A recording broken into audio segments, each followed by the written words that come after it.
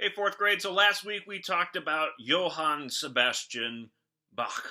Now, some of that music that we heard is very familiar, I hope.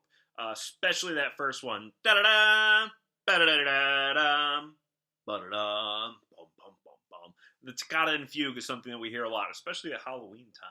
If you ask Mrs. J very nicely, she'll play that for you. So it's very, very cool. But Bach is really the perfect example of Baroque music. The music that he wrote really is like everything about that is Baroque.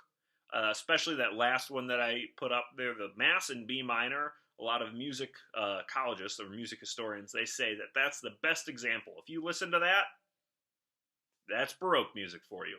Now we're going forward into the classical period. Now the classical period is super short. It started when Bach died in 1750, and by the early 1800s it was already over, 60 or 70 years. So there's a couple big things about this period.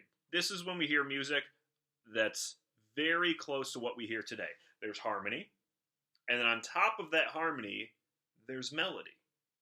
So if we go all the way back to very old stuff, it was everybody singing the same part. Then in Renaissance and Baroque music, we got everybody doing different things all at the same time, but there wasn't much of this single idea of a melody. And now in classical music, harmony underneath, melody on top.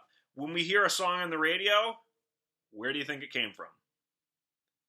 Melody on top, and all the instruments, all the sounds, all of the synthesizers, they support the melody. That's something that comes from classical music. Yeah! Now, this classical period is also hallmarked by very neat, very orderly, very clean, all of that. Also, we get symphonies from here. So when we think symphony is a big form of music. It's a very long piece of music that has specific patterns. So the symphony comes out of here, and then the most famous musician that we know from the classical period is Wolfgang Amadeus Mozart. So this is where Mozart wrote his music. So we hear a lot about that.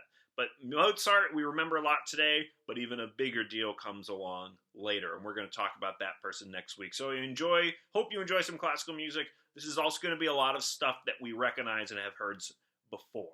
All right, fourth grade, enjoy the first part of classical music, and I will see you next week.